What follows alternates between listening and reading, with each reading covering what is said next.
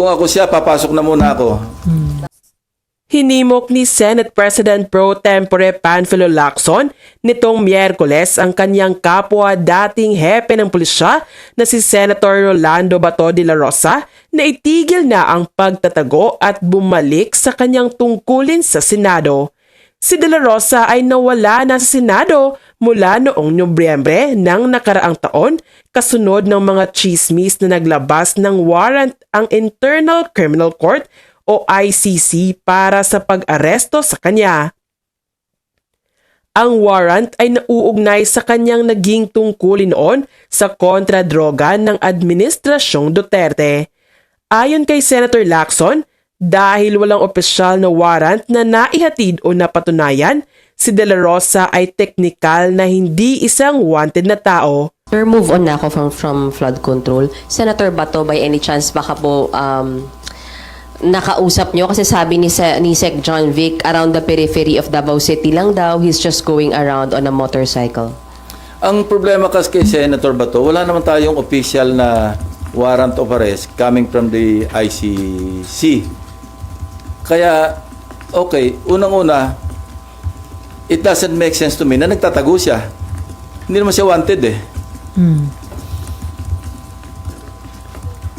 I don't know, nasaan yung warrant? Ando lang, sinabi sa atin na mayroong warrant, pero wala tayong nakikita. Unless, si Senator Bato mismo, nakita niya yung warrant of arrest niya. Kaya siya nagtatago. But as far as you, me, or I, are concerned, wala tayong alam na mayroong warrant of arrest eh. So, mali yung diskarte na hindi na siya nagpapasok sa Senado, na wala naman talagang tangible na warrant. Kung ako siya, papasok na muna ako. Eh, wala naman akong warrant eh. Ngayon, kung talagang, unless positive siya talaga na meron siyang warrant, eh, diskarte niya na yun. Diskarte naman ng law enforcement, hanapin siya. Kasi okay, I have no moral ascendancy na sabihin sa kanya mag-turn over sa yung sarili niya. Kasi ako mismo nagtago. Yun ang tinatawag na moral ascendancy. Kasi kung ako noon, hindi ako nagtago at nag-surrender ako, sasabihin ko sa kanya, mag-surrender ka. I cannot tell him that. Yan ang nga sinasabi ko kay Senator Amy eh. Magkaroon ka ng moral ascendancy bago ka mamuna. Bago ka mag-advise. Sir, wala nang communication, hindi na po kayo nag-try since yung last year na. Hindi ko siya ginrate ng Happy New Year eh. At saka Merry Christmas. Nakalimutan ko eh. Pero Gigirtin ko siya ng belated. Pag sumagot, sabihin ko sa inyo. Pero mukhang aware po yung DILG dun sa whereabouts niya dahil according to DILG Secretary, nasa Davao lang, di ba? Nagmumotorsiklo with friends. So, ibig sabihin, You know, if I were with law enforcement, hindi ako magte-telegraph ng mga information. Kung may intention ako na i-pursue, na hulihin. Unless, nagdi-disinformation yung authorities. Alam nila kung nasaan, sinasabi nila kunwari nasa Davao para maging kampante. Ginagawa ko rin yun ng araw. So, ang advice nyo, pumasok na muna dahil wala pa naman palang arrest warrant. Kung walang malinaw na may darating na arrest warrant, pumasok na muna siya. Sayang din yung boto niya sa mga bills, sa mga resolutions. Okay, Camille and then Marlon.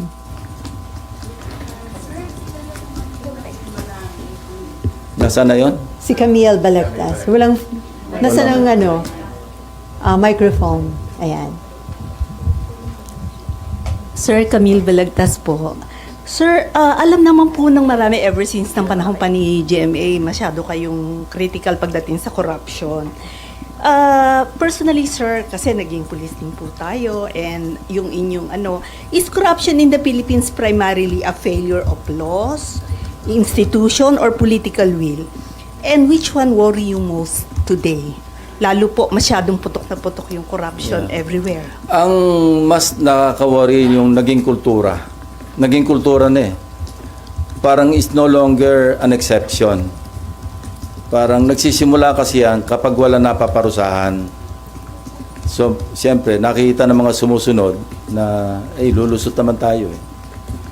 So, it's a combination of all the factors that you mentioned, actually. Sir, where should accountability begin? Malacanang ba? Congress? Leaders. mga leaders dapat magsimula yung responsibility at the very least, ano. Yung accountability, doon lang ito sa mga nagko-commit ng krimen o kaya ng corruption.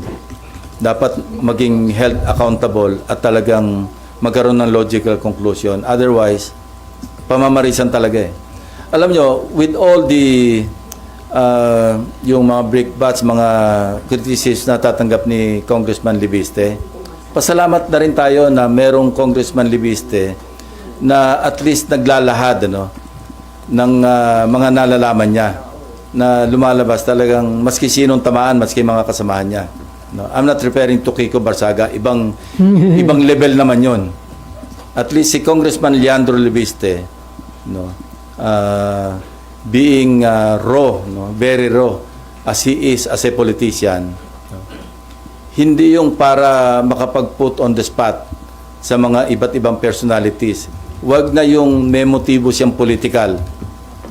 The mere fact na meron siyang sinishare sa media, sa atin, at least merong vanguard, merong ika nga parang deterrent na merong isa na talagang magsasalita come what may. Yung previously ko sir, mga interviews sa mga Diskaya, they were saying the same thing. Meron kaming projects ang mali yung grid coordination nyo. Do you think coordinated pati yun, yung pag-cover up na yun? Hindi ko alam.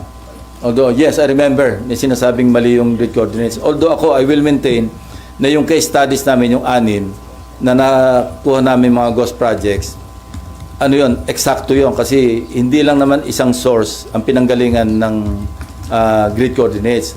Kinuha rin namin yung grid coordinates, hindi lang sa sumbong sa Pangulo, kundi sa DPWH website mismo. Kasi nasa open source naman yan eh. Alam namang i-research ng mga staff ko, yung sa open website, yung grid coordinates ng particular projects. Kasi may project description eh. So sa amin, tumbok namin, pag sinabi namin ghost, at least sa privilege speech ko noon, privilege speeches, alam namin ghost. Kaya with conviction yung delivery ko noon ng privilege speech. Sir, last Ang mahabang pagkawala ni Senator De La Rosa ay iniwan na rin nito ang kanyang responsibilidad sa Senado. Nabigo siyang ipagtanggol ang 2026 budget ng mga ahensyang pansiguridad, gayon din ang pagwawalang bahala sa Bicameral Conference Committee meetings kahit na bahagi siya ng Senate Finance Vice Chair contingent. Sa kabila ng kanyang pagkawala sa Maynila, sinabi ni Interior Secretary John Vic Remulla na si Senator De La Rosa ay nananatili lamang sa kanyang sariling probinsya sa Davao kung saan siya ay nakitang nag-ikot-ikot lang sakay ng motorsiklo.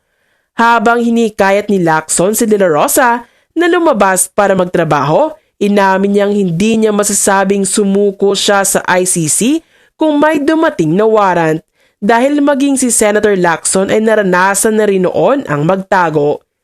Hinihintay ang pagbabalik sa Senado ni Senator De La Rosa ngayong January 26 sa muling pagbubukas ng sesyon sa Senado.